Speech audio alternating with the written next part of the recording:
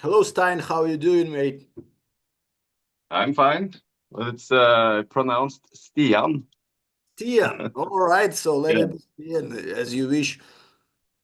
Yeah. By the way, just Stian or Nagash. So, what would you prefer to be called?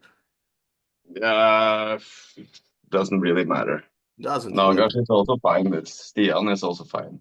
So okay, that's perfect. So, as Yeah, we both know, of you. just So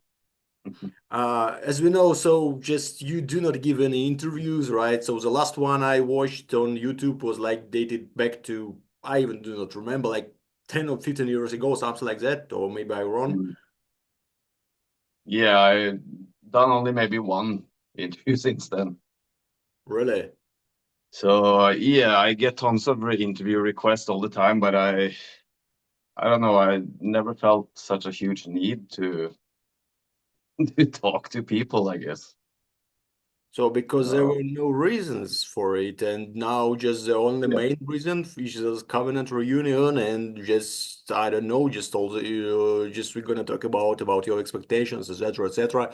But yeah, before we come up to it, just I would like you maybe to give more information about Covenant. The reason is there is not a lot information on any other sources, right? Just everything we know, everything people know they can read in Wikipedia or something like that, like about that Covenant was based like yeah, based to the beginning of 90s. And let's yeah. start from that period of time, okay?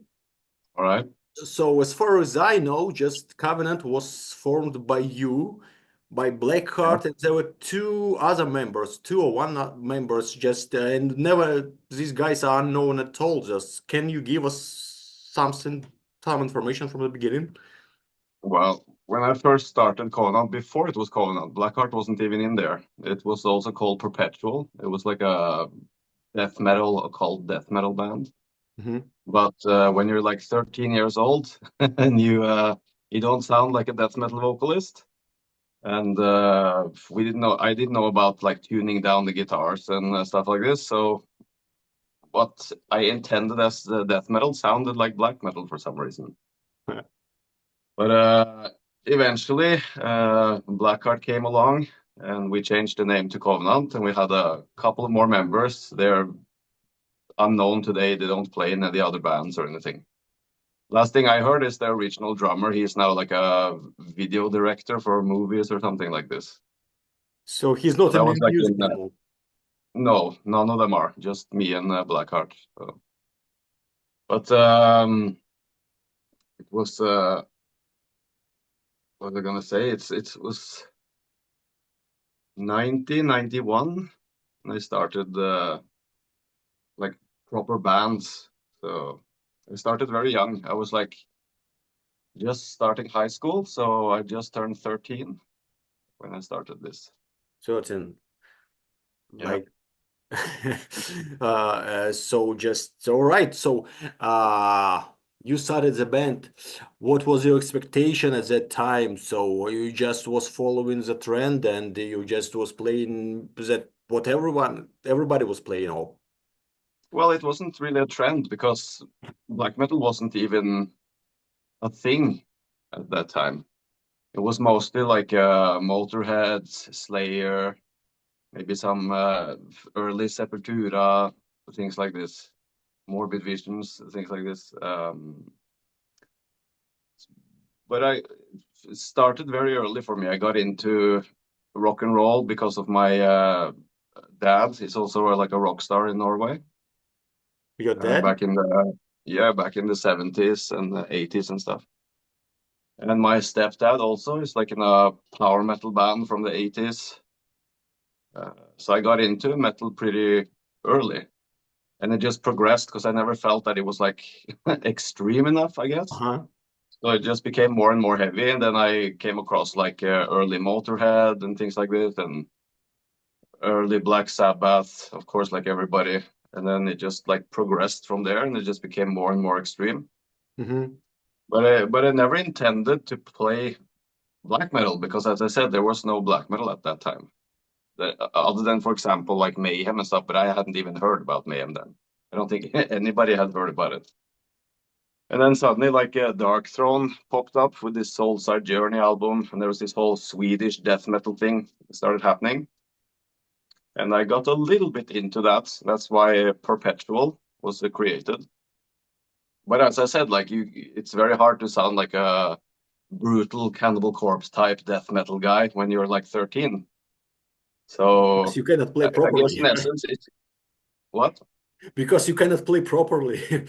You cannot play properly, and also you don't sound like one because you're mostly like "Rah, rah, rah," not like things like this. So, so in essence, it's kind of like how I got into black metal. It sounded like black metal, but without the intention of being it.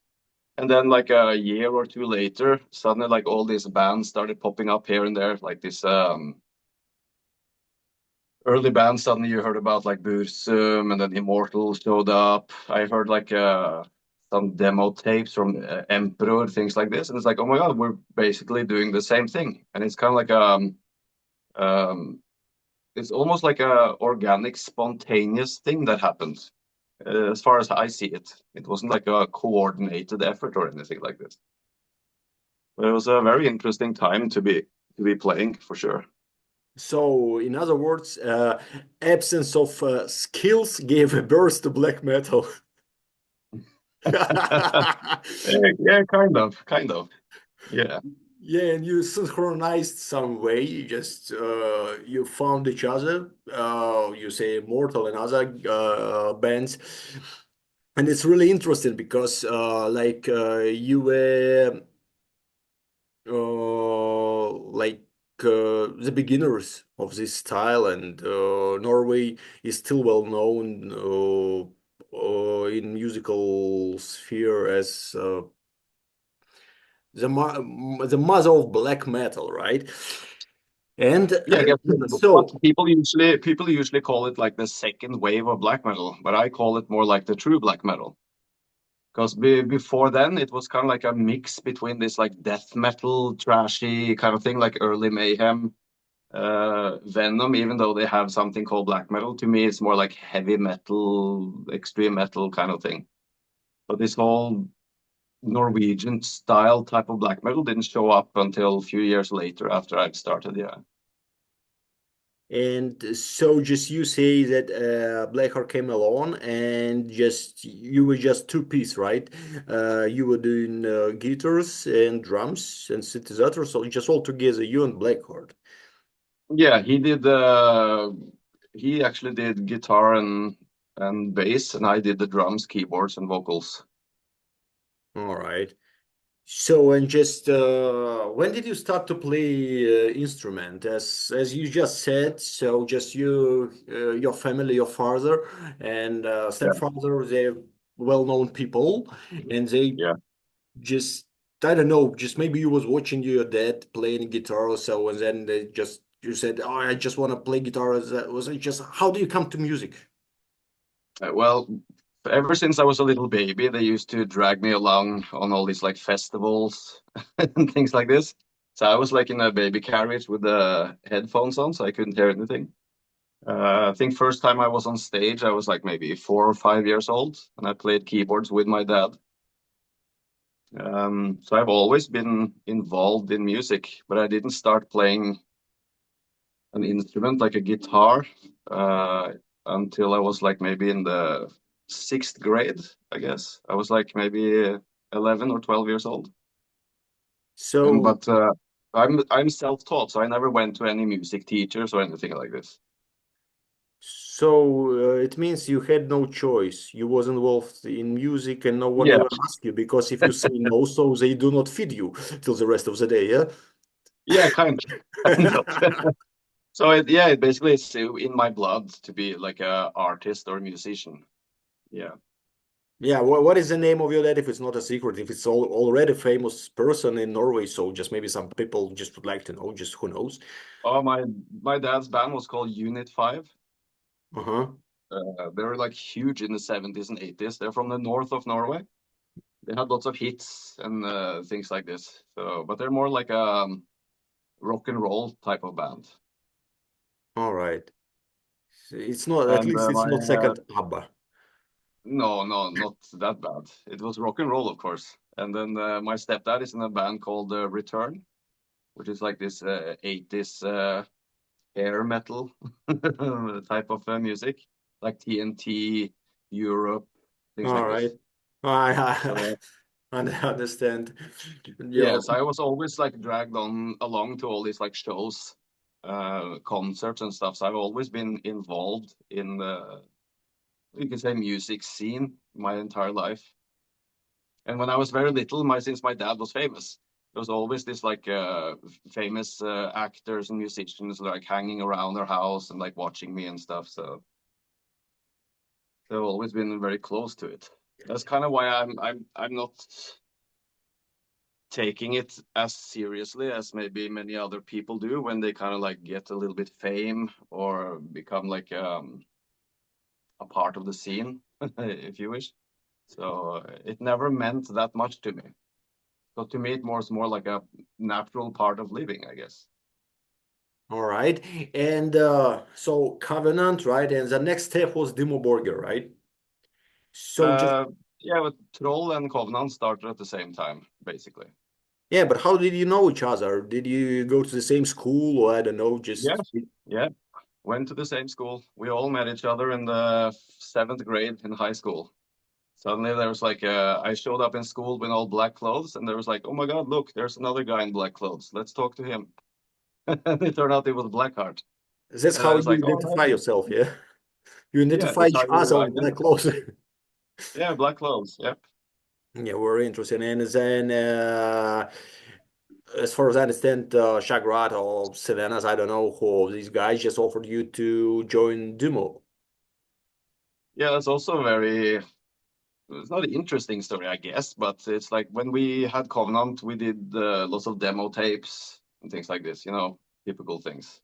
And I used to go from Hamar, where I live now, where I grew up, and go take the train into the capital, to Oslo, and we're looking for metal stores to Uh-huh. sell our demo tapes in.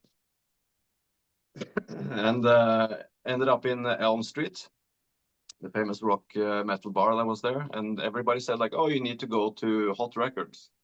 Hmm. Okay, where the hell is that? Oh, it's just up the street. So I went there.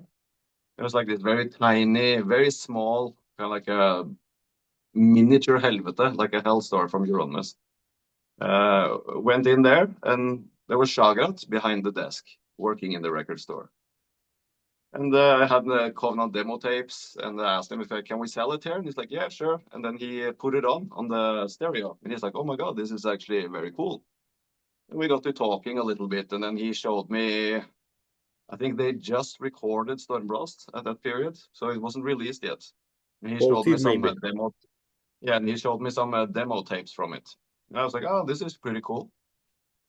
And then he said like, oh, but we need a bass player. It's like, do you live in Oslo or something? It's like, no, I I don't live in Oslo. It's like, do you wanna hang out and like try some music stuff and shit? Like, yeah, sure, why not? And I went to some one rehearsal, and that's it. I joined Dimmu. And then Storbros came out shortly after. That's kind of like how I joined Dimmu. I just met Stagrat at Hot Records when he was working there. Yeah, that's cool. But just I was asking myself a question, like you was like 16, 17 years, whatever, right? Yeah, When you just created a band or just you recorded an album which became yeah, popular within a certain period of time. And I just was thinking like, listen, these guys, they choose this path just to play music, not to go to university or something like that. yeah, Did you ever think about it? Like, what would happen, right? Just and why did you choose this way, but not like the rest of the people? Just like me, for example, because I gave up music and I just went to university. yeah. But it depends. But just I would like to know your idea. What were you thinking about? Because were you thinking about what were your expectations when you started to record albums? How did you see your future? Did you ever think about that you're gonna be a rock star? You're gonna happen this way or that way? Just your ideas. Just tell me what you think. No, it's like Stagrat was always the one who wanted to be the rock star. for me, it never mattered that much. The reason why I got into this instead of going to universities and stuff is because ever since the end of elementary school, when you're a child, Yeah. I always knew more than the teachers. I was bored in school, so I used to correct the teachers on their stupidity. And I realized very early that the whole system, which is set up, this kind of like matrix, it's just to trap you. And I refused ever since I was a teenager to be a part of this. And the only kind of thing I knew what to do a little bit was music. So it was either the music or the military. Uh-huh. So, and and I was actually supposed to go into the military too, but then all this band stuff happened and I didn't have time or anything like this. But basically, I was just tired of school. I was tired of, basically, very early tired of society, how fake it is and how pointless and meaningless, like this whole, what do you call it? The rat race. I know what I mean. You didn't want to Yeah. obey the rules. Yeah, I've always been a rule breaker, and I never follow the rules, no matter what it is. Even in black metal or whatever, it's like don't give a shit. I just always do what I want to do.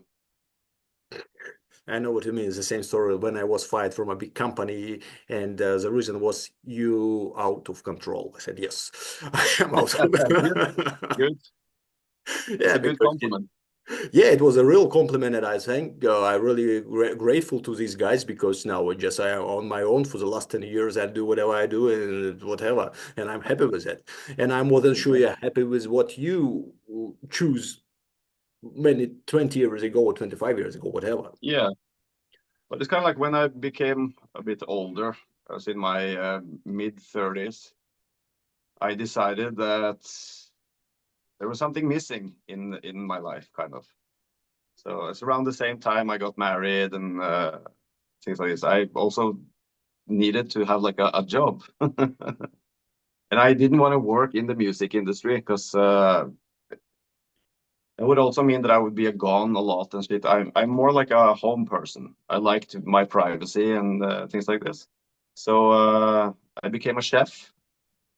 I was a chef in a kitchen, like what's it called, like a kitchen boss, the Hmm. head chef for 11 years. And then I said, like, fuck this shit. This is stupid. I not gonna do this anymore. And it's around that same time that Sandy Sverd or Arcturus contacted me and was like, hey, should we start up Covenant again? Because I haven't been doing anything for many years. And I was like very skeptical first because I know I'm not really sure what I want to do. So then he managed to convince me, and then Hellhammer called me and he's like, come on, dude, we got to do this. We need to do this. And then ASTENNU, Jamie contacted me. He's like, come on, man. So finally, I broke down and said, "Sure, okay, let's try. Well, at least let's try some rehearsals and see how it goes." You know why I'm smiling? Because I'm not gonna Right. tell you who persuaded someone, somebody. Okay, so it's your fault. Yeah, because I've been fan of you for a long time, right? Just it was 1998 when I just got VHS, right? With Dimmu in Krakow. Oh yeah, yeah. It was my Hmm. first time, and I said, "Fuck's sake, this guy with long hair, and this one is on the bass." And this, for me, it's just I was a kid, right? So I was really impressed, and that's why I started to play guitar, right? Just because Jay, Oh, like, he inspired me, right? And then my mate just gave me Covenant. I said, "What the fuck?" He said, "Yes, there are these two guys, just you always buzzing about. They're playing in this band," and I just started to listen to Covenant, and for me, it's wow.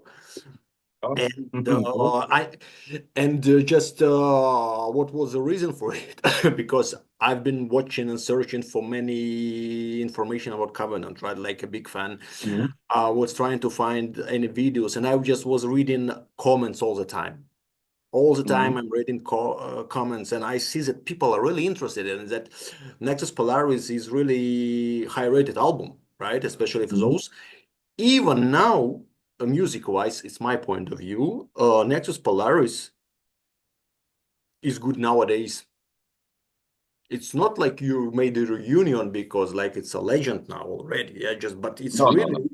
it really reflects the demands of nowadays metal society. It's my point of Hmm. view, but what I read, yes, I think it's not just my point of view. Hmm. And uh, another one question regarding reunion and regarding just let's get back to 98. Hmm. So you changed the style in times I before. always change the style. It's a good idea, by the way. Hmm. In times before, the light just was pure black metal. And Nexus Polaris is completely different. And Yeah. what did you expect? What was your expectation when you was writing Nexus Polaris? You knew that Nexus Polaris was out of the black metal. It was creating Hmm. something new. What was your expectation? What did you think about? Well, it's a bit wider question because you have like Finland, you have Sweden, they have a certain specific way of writing extreme metal where, and I'm not saying this to be disrespectful to anyone in those countries because there's shitloads of cool people and cool bands, but they have a tendency to all sound the same, if you know what I mean. Yeah. It's like Dark Funeral sounds like Marduk Dark Funeral thingy. And then there's In Flames, which sound like this Catatonia and Opeth and all. They have a very, there's like they come up with a formula and everybody does it. You can understand. In Norway at that period, everyone was trying to sound different from each other. Nobody wanted to sound like Emperor, for example, or you start a band, you don't want to sound like Darkthrone, you don't want to sound like Immortal, you don't want to sound like Mayhem. So you come up with other stuff. That's why in Norway, like black metal vocals or extreme vocals are very different from every band. And then you hear like in other countries, which around the same time, they're all very much the same. So, but for me personally, I've always been into. I'm not. I like AC/DC, but I don't like that to with myself to release the same album for the next 40 years. Like I Because it's could do that. boring. Find like a formula that works, like Nexus, and then just release Nexus 2, Nexus 3, Nexus 4, Nexus 5, Nexus 6. It's like that's like boring to me. So because my brain is always coming up with something new, something else I want to try, and I don't want to have like 20 different bands. So that's why I usually like to experiment with a lot of things and do like why every album is different from the other ones. But like I said, in the beginning, there was like nobody in Norway wanted to sound the same as another band. So experimentation and uniqueness was very high on the list of Norwegian bands, which is probably also why I guess Norwegian black metal has had such a wide impact and a huge influence on bands or all over the world. That's Yeah. at least how I see it. Yeah, but what was the expectation? Because you broke the limit. For me, there was no expectations. I never set out to write something and think like, oh my god, this yes, we hit the formula, we're gonna kick ass, we're gonna take over the world, things like this. I write music that I want to listen to myself and then just release it. That it was like a success and everything, that's just by chance, by luck, basically. But Ilosari in Finland, right, or whatever, just there was like how many people were there? Like 5,000 people, 20,000 people, something like that. Just and it seems to me it was the biggest festival where you had such audience, right? And what was your like feeling when you just were in front of such a crowd and you understood that yeah, just we got on top, we are all you know what I mean, right? Because you Yeah, were I the know what you mean. winners. And just But what? I never thought that way. I was never starstruck, if you know what I mean. I was Mhm. never was never surprising to me. It's just for me, it was just the way how it is.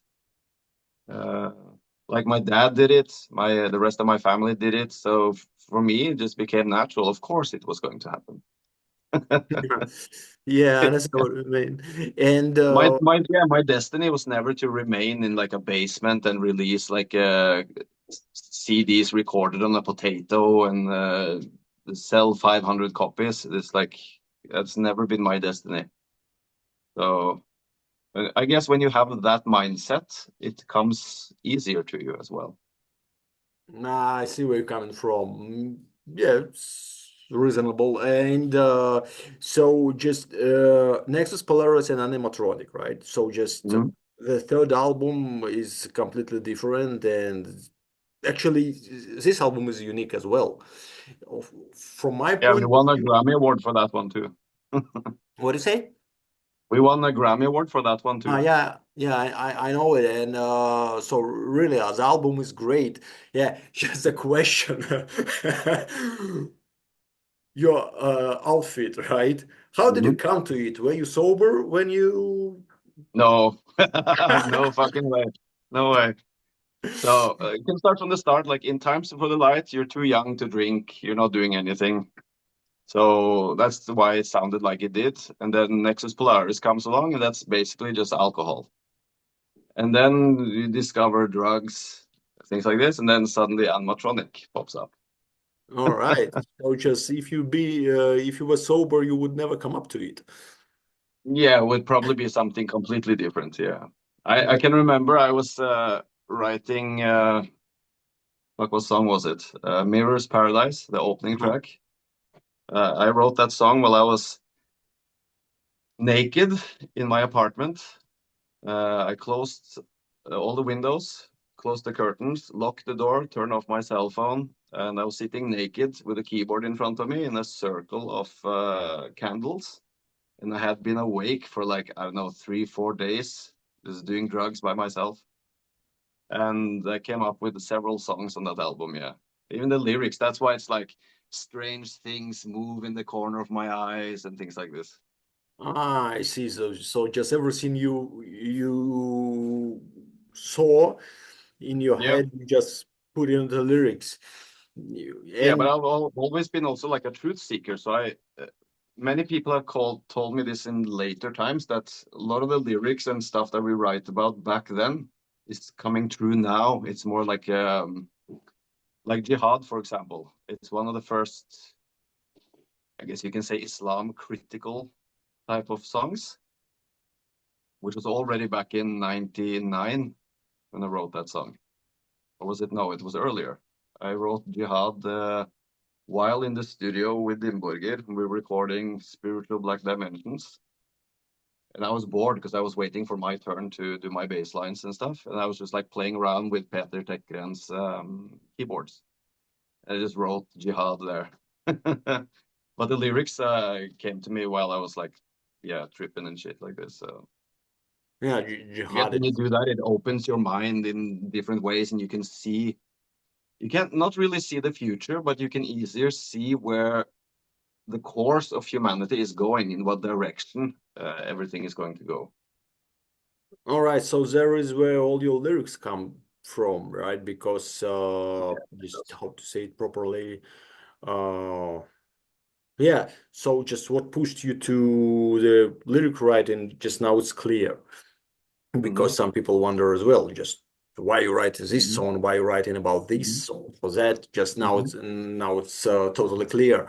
And so as far as I understand, the other guitar player, Angel, he didn't take participation in animatronic writing. You just found him a little bit later, right? Yeah, we grew up with him. He went to the same school as me and Blackheart.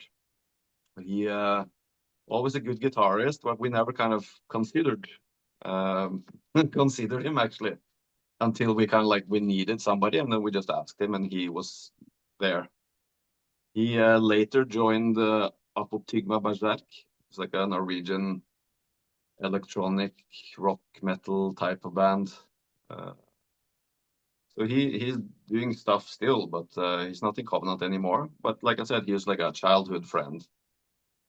But I read somewhere that you found him in underground pass. Just was he begging, or I don't know, or maybe he was playing guitar and you Oh just no, I have no I idea what the honestly, I name is. swear, I read it somewhere. I do not remember. Yeah, Maybe it was like some Russian edition of some metal magazine or something like that. Honestly, I will try somebody to made find that it. up. I will try to find it, and I will share it with you if I find it. But it was long time ago. Yeah, But that's fucking hilarious. But no, that's not true. It's a childhood friend. They went to the same school, same fucking class in the elementary school and high school and stuff. but he only joined to you on set. He didn't do anything No, on he wasn't on Animatronic. set either. He's just a session member, like a live member. All right. So yeah, but he's a live member who joined to Covenant when Animatronic Yeah. already was recorded. Yeah. Yeah. Because Jay, like ASTENNU, he I fired his ass during the start of animatronic recording. There's a huge story involving Dimmu Borgir's management and our management in Covenant and stuff where they're trying to sabotage for Covenant. And I'm guessing they did that to force uh, me and ASTENNU, Jay, to kind of like make a choice. Because both bands were getting bigger and bigger, so you had to make a choice. It's like either this band or this band. So and then Jamie was forced into this position that he had to go on tour with Dimborgir at the same time that we started recording Animatronic. And I remember I called him from the studio. It's like, where the fuck are you? You're supposed to be here now in the studio. He's like, I know, man. I'm sorry. I'm on tour with Dimmu. I can't come. I said like, well, that's it. You made your choice. So good luck and goodbye. So if he was in studio, it means that by that time Jamie already wrote some material for Animatronic. Yeah, yeah, yeah, yeah. He Jamie has several riffs and stuff on Animatronic. Mhm.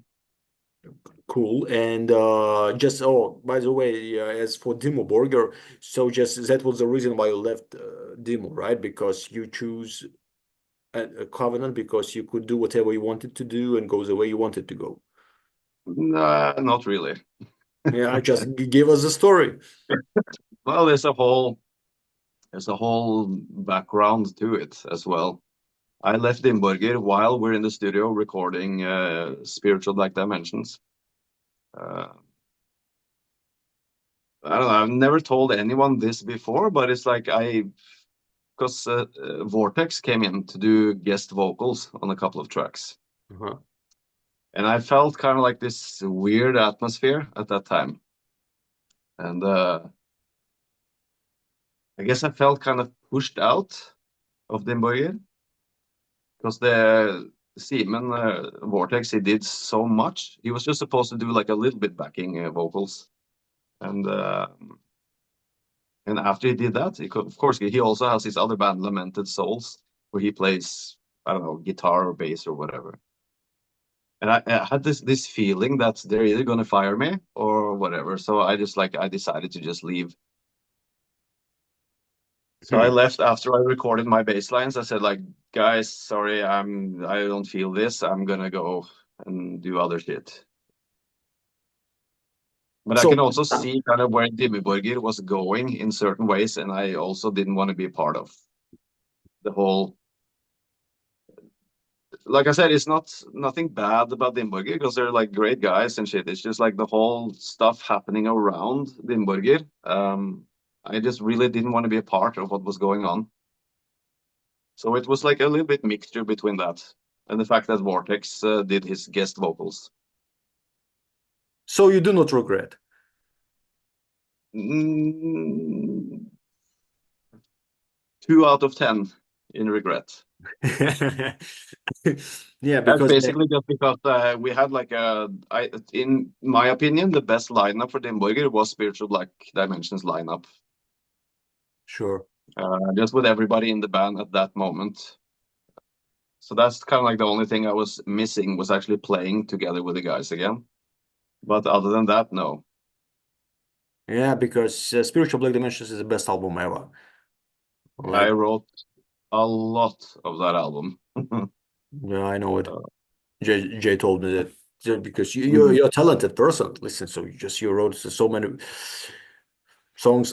Like my favorite, Yeah, but just I part. also not just wrote a lot of that album. I also play half the keyboards on that album. I played all the guitar solos in Borgir before ASTENNU, before Jamie showed up, for example. I did lots of stuff. I did lots of vocals when Shagrat couldn't do his vocals because his timing wasn't the best.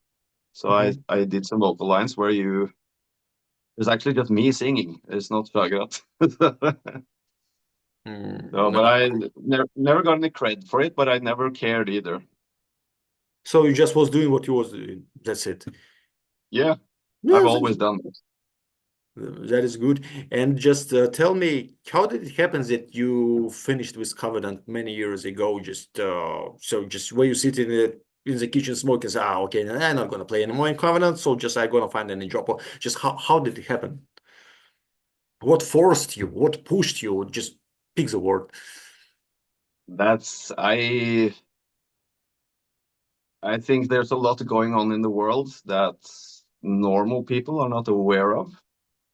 Uh, I don't know if you've noticed everything going on in Hollywood and all these like actors being and musicians being tied to all this P Diddy and this all like networks of blackmailing and sexual extortion, pedophilia, all kinds of nastiness in the scene.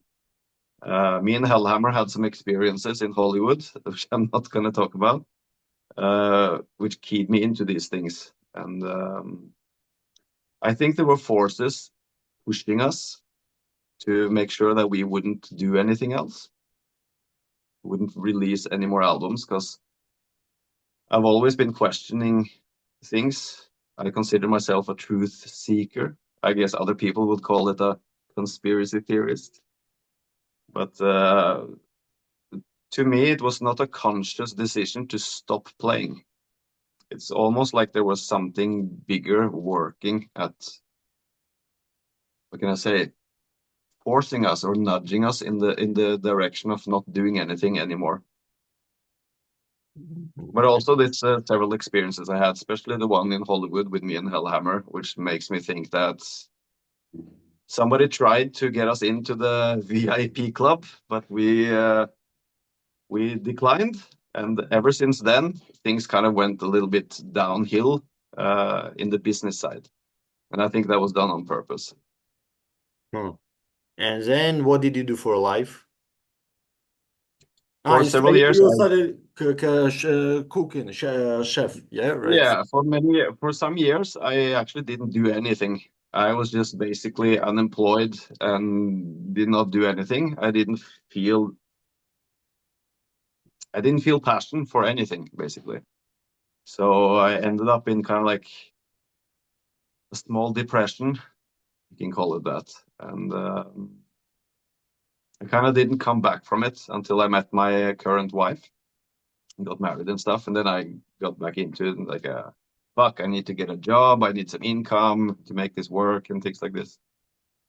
And then slowly I started getting back a little bit more into music because she was pushing me to to more not believe in myself. It sounds like a cliche, but like she was helping me see that there was there was still something there that I wanted to chase when it comes to the art and not just sit around and play with conspiracies in my own head and things like this. So So not yeah, to end up in that house, you had to do something, right? yeah, basically I either that or become like a murderer of all these like fucking high profile politicians and everybody I consider like a traitor to humanity and all these things. By the way, so because you said you was out of music like long time ago, but Yeah. you have a really great project called Troll. But anyway, Yeah. just you were doing music. You were recording albums and just Troll. Yeah, but it was a very long time where I didn't do anything. And then Troll got together. I found some new members. Yeah, some technical issues. So let's continue. So you found some members. Troll, you know, semi-famous from all their other projects and shit like this. then we released the Neo Satanic Supremacy album. I wasn't really, what can you say? I wasn't really feeling it that much. It was just a little way of staying still, staying connected a little bit with the music. But after a few like live shows and stuff, it quickly just fell apart. So yeah, nothing more happened with Troll for a little while, and then I kind of got back into everything with like writing a new album. So like I said, when I met my wife and things like this, got into contact with a few of my old accomplices from those days. But this is all around the same time that some of the Covenant stuff started happening very slowly, small. Because it didn't happen properly with Covenant until maybe a little bit over a year ago. But yeah, I decided like did a new Troll album, the new one now, which is Trolldom. Not much to say actually. It's more like I feel like I have two personalities. I killed off one of them, which is Lex Icon, because it was either Lex had to die or I would die. It's my alter ego, but Nagash has always been my true second self, more the black metal extreme version of myself, my true self, you can say. Stian is the mainstream me. That's the normal. That's the dad, the one who worked as a chef. Yeah, but So, but yeah, Neo Satanic Supremacy is killer. I'm telling you, it's fucking awesome album. Just I love okay. it as well. Just because just when I was driving, I was listening to it. So Burns the Witch is Oh, thank I don't know how did it come to this, but really every song is catchy for me, at least, right? you. Yeah. Really It was dark. fun writing the album. It was I had a good time writing it and stuff. It's just that the band members were there were the dedication wasn't properly there for them, except for the guitarist Shalok. He's the one who stayed with me until Trolldom. He's still in Troll now, of course. But the rest of them is like I never felt the dedication and the seriousness, so I decided to kind of like disband basically the whole thing. But yeah, Neo Satanic, it was fun writing it and recording it. But other than that, it's yeah, it is But what it is, I guess. but you consider Troll just as a project, so you didn't intend to Yeah, do the band on a regular basis. So you just got an idea, you wrote it, recorded, yeah, that's it, right? yeah, Yeah, no, exactly. that's good. And another good question about just let's get back to Covenant. It's Mhm. about Ara Galactica. Yeah. Oh, So just fuck off. yeah, just I don't know. Just I read in comments and people asking about it. What really happened? Because I read somewhere that like uh, Ara Galactica was uploaded somewhere before release, and then you fuck the rumors. Tell us the real reason why this album never happened. I don't know if it should happen. Just tell people what it is, why it happened, etc., etc. I can start with saying that there will never be an Ara Galactica album. It's not going to be released. Uh, we're writing new music now, and there will be a new album. But forget about Ara Galactica, especially the title. I'm keeping my parts that I wrote on Ara Galactica for the new album. Whatever Blackheart does with his part, because he destroyed his hearing, so I'm not sure he can do anything anymore. So maybe he will do something on his own, maybe sometime in the future. But Ara Galactica was basically, I don't know, 85% complete back in 2003 already, which is more than 20 years ago. Mhm. Uh, we had 400% complete songs, which we sent to Nuclear Blast Records. And some asshole at Nuclear Blast decided to leak it uh, online. Because the only people who had it, it was me and Blackheart and our The, A&R. artist relation at Nuclear Blast. That's the only ones who could have released, given it out.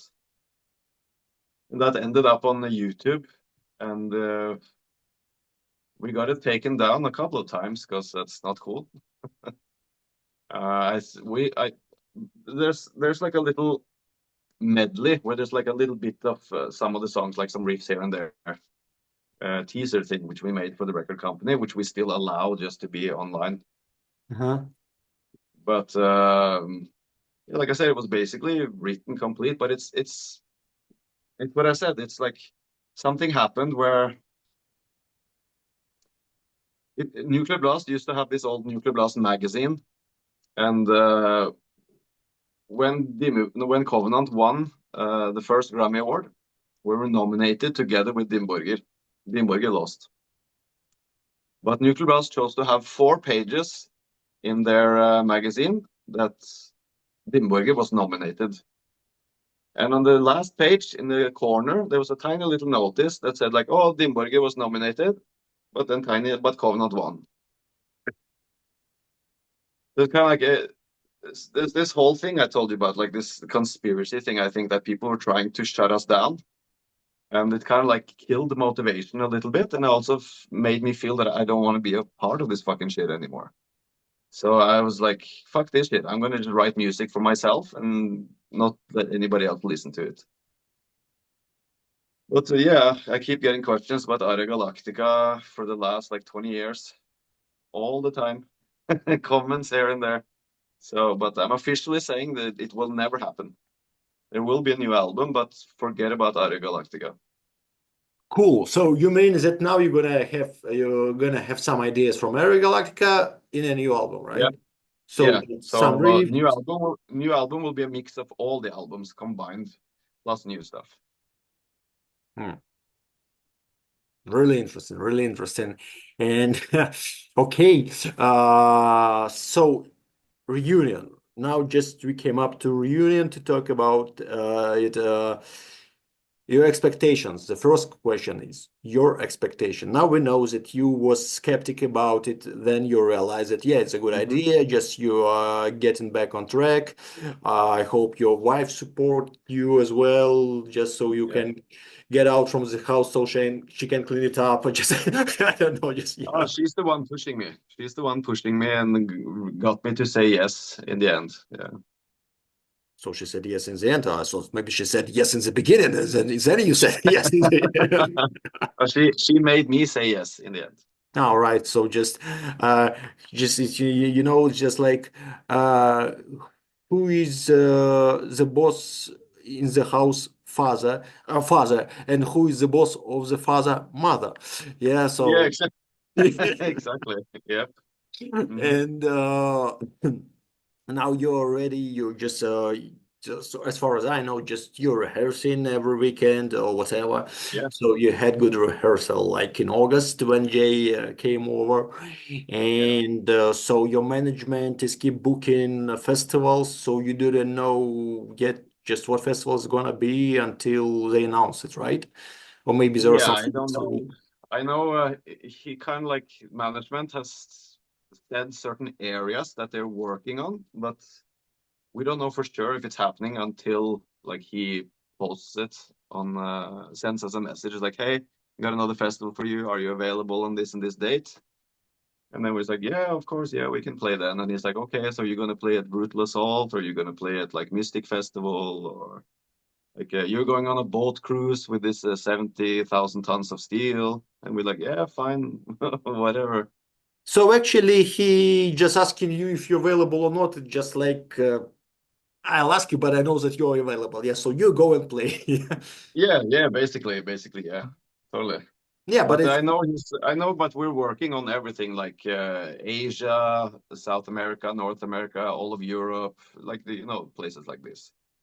So, but where we're gonna play, we don't know yet. So I know there were talks about like Japan, Australia, New Zealand, other Asian countries, the Middle East, like both the Americas, but we don't know for sure where because there's also limited time because Sverd has Arcturus, which is also doing. Hellhammer also has Mayhem, which is doing. Uh, Jay also has like Lord Chaos, which is doing. So it all needs to like fit together time-wise. So there's only so many things we can do in a year. But I have to say, like playing together again after all these years was fucking amazing. It was like we never stopped when we started playing again. It was like, why the fuck didn't we continue doing this the last 20 years? Just like was So a small pause for 25 years, yeah. yeah, like but it felt like we just did this last year. Yeah, it's really cool because you've for 25 years like such a gap. But anyway, everything gonna be all right as far as I understand. So your management doing good work, but Yeah, very good. as far as I understand, it's just I understand, right? Maybe you're gonna be another way.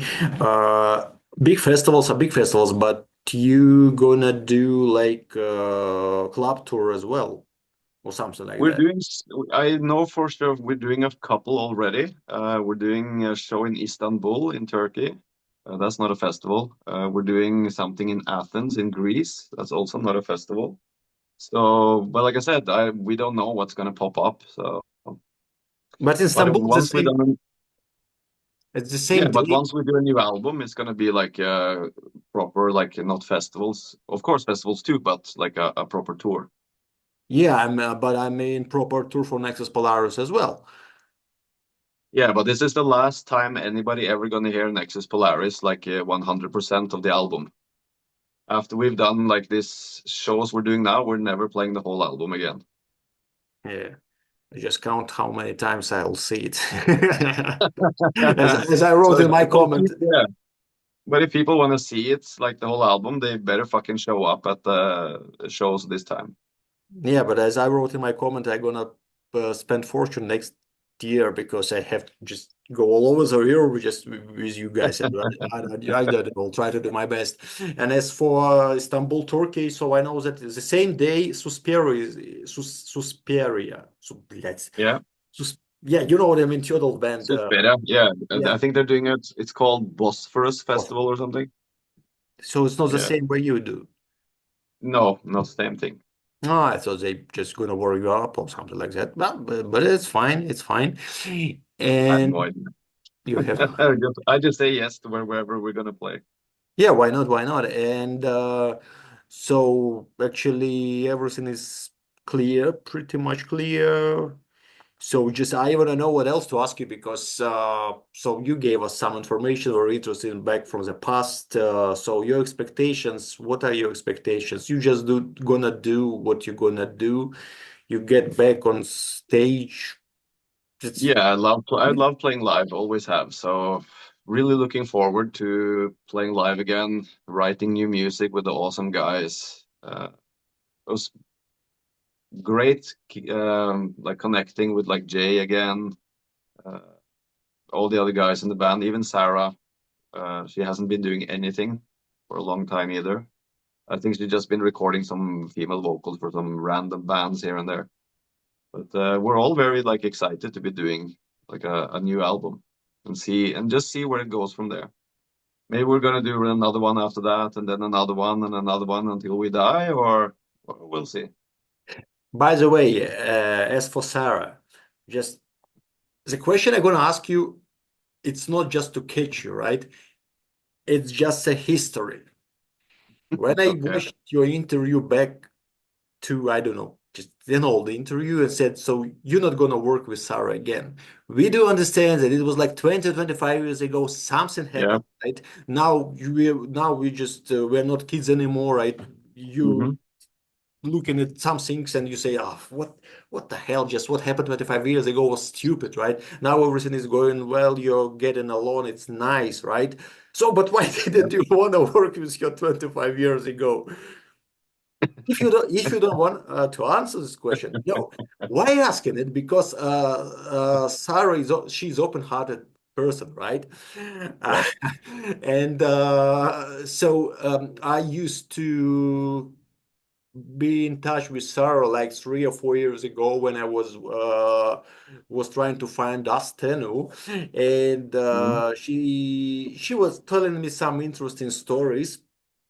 And she said, "Yeah, we were kids. We were doing stupid things." And so, just I would like to know, maybe there was a stupid, something stupid happened, or what? If you want, you can answer this question. If not, like, no. Let me just say this, like personally, there was no problems, no issues. Sarah's like a nice person. She's always been a wonderful person. It was just like the professional side of it, which was the problem back then.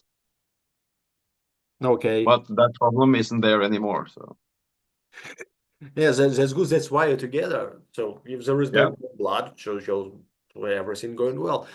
Mhm. And question about Oh, Carpe Tenebrum. yeah. Just you did great vocal on both albums, right? Majestic Nothingness, and just what was your They feeling were when you the was same thing. doing this album? Just as Jay told me, he just offered you just to sing. You said yes, and from the first go, you did it well. You did it well. So Mhm. the question is, I don't know what the question is. Maybe you can tell us something about it. Because we know the side of the Jay story, right? Everything is good, right? But maybe Yeah, yeah, yeah, yeah. It was a fun project to do. That's first time I met Jay was in Elm Street when he came over on a holiday. Uh, and we just hit it off immediately. We had also Metallian, which is a friend of mine and his. Uh, hung out at his place, like you talked to him, so you know some of that story.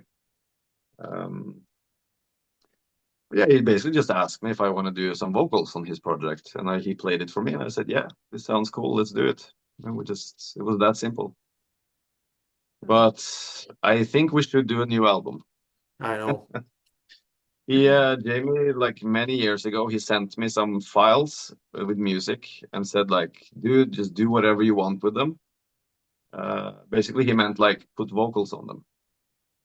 But I never got to that point where I actually did it. But I think we should do it now. I'm Yeah, gonna that's have a talk with him next time I talk with him and say, like, dude, we got to do a new fucking Carpe album, and because he has the songs ready already. I actually have them on my laptop, so it sounds uh, awesome. I will keep you updated. So actually, last time when I spoke to Jay, right? So just the last interview, he said that yeah, just I'm gonna do a new Carpet Tenebrum album, and so Nagash gonna be on vocal. So you didn't know about it. No, I didn't know about that. Yeah, because you're the only one who fit Carpet Tenebrum, just because your vocal is great, just honestly. So that is why Yeah, just I just asking about it. I thought you know it, but maybe Jay made his mind, right, to write a new album, but he didn't tell you yet yeah, because he knows that you agree. yeah. But Yeah. he, like I said, he sent me lots of songs many years ago and said, like, just do whatever you want with them, which I figure is like put vocals on them, and that would be a new Carpet in Every album. But like I said, I never got around to it. I didn't have time and didn't have the possibility for it. But now I do, so we'll see what happens. Now you're gonna give him a call, said, listen, yeah. I just was informed that I gonna do the vocal on your album. Yeah, I should call him up and just ask him. Yeah, and if he say no, he said, "What do you mean no?" Constantine said yes. If he said yes, so I gonna. Yeah, but that's cool. That's cool, really. So just really interesting, and I don't know what's gonna happen in future. By the way, regarding Netherlands, 8 Hound, right? What is that? Metal Meeting. Just Eindhoven, yeah. Mhm. it's like 1.5 months left. By the way, just need to buy tickets. Haven't bought. I got ticket. I mean the flight. Oh, okay. Because I'm gonna be there anyway, just in first row, maybe in the very pit. And Cool. just do you know, just maybe will be this show recorded or not? I have no idea. No idea whatsoever. I think they have some cameras set up because they seem to be recording every year. So I'm guessing that they have set up something, so something will be recorded for sure. Yeah, because it's like your first gig, like for the Yeah, 20 it's our years. first opening show that we've done in many, many years. Yeah. It should be recorded. It must be recorded. Anyway, just yeah, I don't know. Just you don't have to insist on it because now you're making history actually, right? So Mhm. just you get back on stage with Nexus Polaris, like, and to have it recorded because so you saw all these videos on YouTube, right? Just with poor quality, and if you're gonna Yeah. do recording. Nobody had a smartphone back then, It was smartphones came after. Yeah, I know, but I wonder, like, for example, there are lots of videos of Cradle of Filth, right, back to the 98, but no videos of Dimmu Borgir and no videos of Covenant, or just some Yeah. shortcut. Just Mhm. wonder why just you didn't film it or what? I don't know. Yeah, we didn't film it. You didn't think about it, right? You didn't have camera or I actually bought a video camera just to film lots of Nexus and animatronic touring.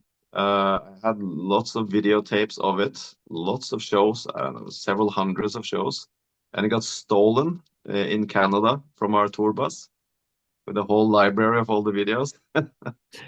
Uh, By the way, you bastard, if you watch this video, please just upload what you stole. So yeah, some fucking junkie or some like criminal dude in Canada, in Montreal, has like all that stuff. And you did care all these videos with yourself. Yeah.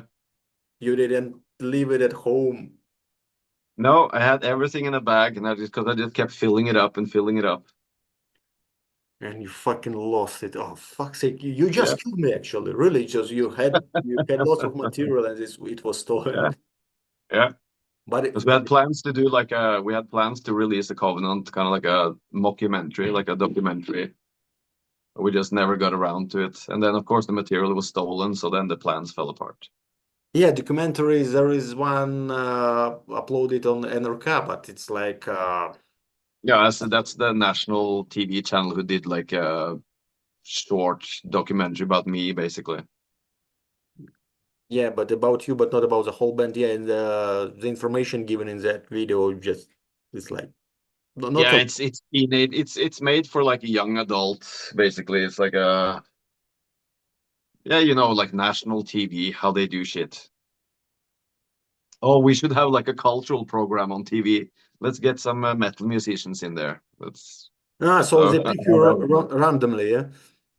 yeah, I guess. But it's like I said, like my dad was like a celebrity and he knew all these people and shit. So maybe somebody talked to him and then "Yeah, here's my son's number, call him." By the way, is it your dad on that video? Just when you came to rehearsal? No, no, no, no, No, no, just not at all. because it's in Norwegian, right? I just was watching it. Oh, what the fuck they Yeah. talking about? No, And that guy was awesome. He sadly like died a few years ago, but he's the guy who owned the Mayhem rehearsal place. The guy that Mayhem rented it's their rehearsal place from. He's such a fucking character. He's like a taken out of a movie or something. Very unique, weird guy. so he was a guy with charisma, yeah, or just what do I call it? Yeah, totally. He was like an actor basically. Yeah, Very original, very weird, but in a cool way. He was a very funny guy. yeah, okay. So, Stian, I don't know what else to ask you. I don't know. Maybe you have something to ask me so I can give you answers. Uh, No, there's so much. It would take like hours and hours to go through lots of this stuff. yeah, you mean it? You mean hours and hours of lost stuff, but not. No, now like stuff to talk about because we just got through like a little bit in Times Before the Light, a little bit Nexus, a little bit animatronic, but there's much more stuff that can be talked about. So I don't know what people find interesting or anything like this. Read the comments and you'll see what they find interesting. But I see that Yeah. you read the comment all the time. You reply to people. That's cool. And but Nexus Polaris is gonna be played entirely. all Yeah, eight songs, two songs, so five from In Times Before the Light. But it means the show gonna be 1.5 hours if you're we're gonna. actually playing half of Animatronic. Uh, we're playing all of Nexus, and we're supposed to play half of In Times Before the Light, but we had to cut it down to two songs. So at the festivals, we only have 60 minutes. So it's going to be all of Nexus plus, Two songs, no, Nexus is like 45 minutes. So it's 48. going to be like four more songs. Some places we're going to push it a little bit, but the concerts where we're not playing a festival, we're going to do like 80 to 90 minutes. Oh, just you're gonna to reveal what songs of In Times Before the Light you're gonna play, or it's a secret? Nah, you'll find out.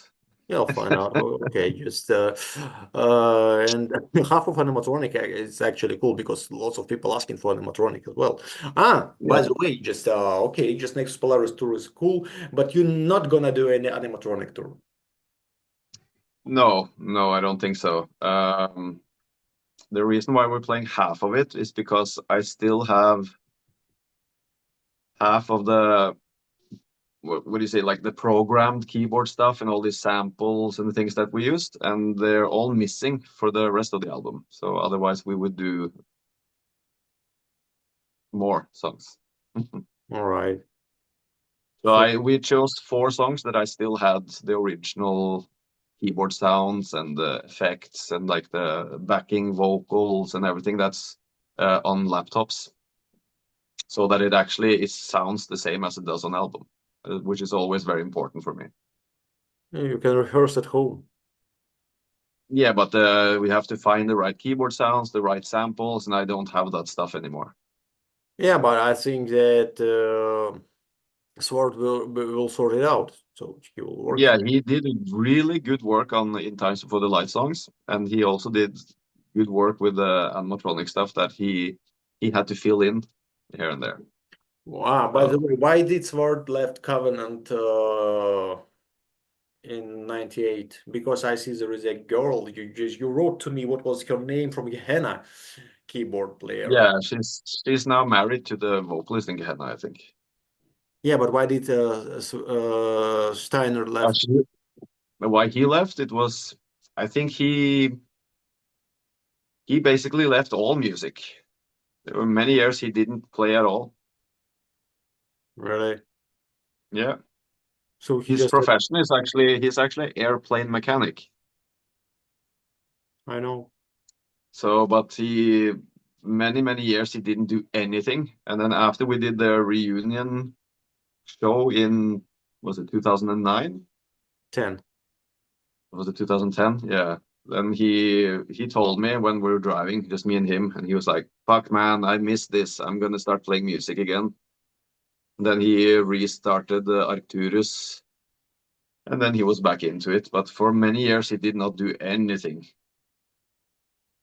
So Yeah, he just like Axel, right? I'm done. Just right off the stage. yeah, That's it. basically he's like, fuck everyone and fuck this whole music scene industry, all bands, everything, and just quit.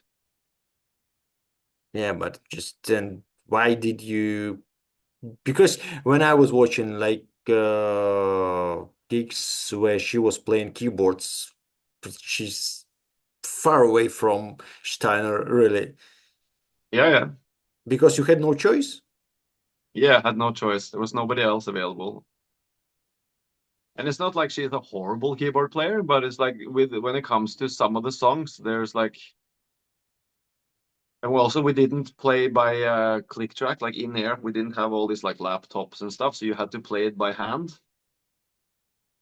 And sometimes when Hellhammer gets excited, he plays everything like 5 times faster than it's supposed to be. Yeah, yeah, yeah. I paid attention to it. Yeah, so that's why now everything is by click track. So he has like a in-air monitoring system where he has like a click, so he has to follow.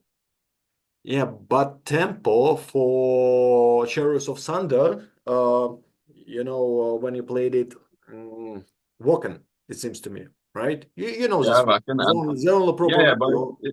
but it's Hellhammer when he gets excited.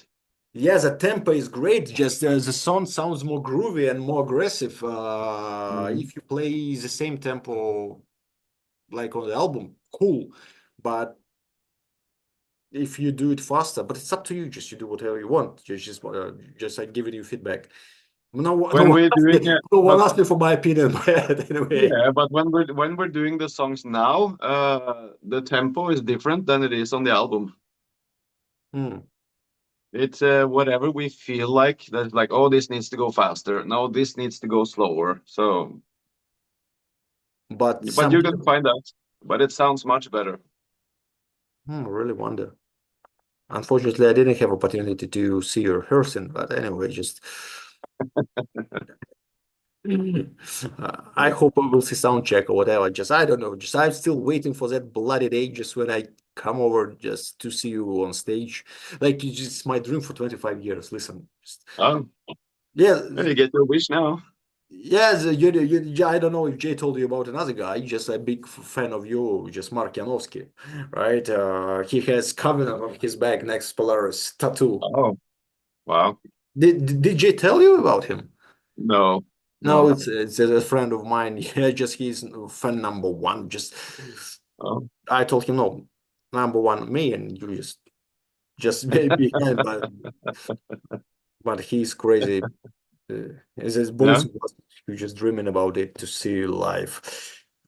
So, Stian, don't know what else to ask. Seems to me you told us everything, even more, even less. I don't know. Just if you have any other information to share, maybe some teaser or just no, no. no, Okay. not really.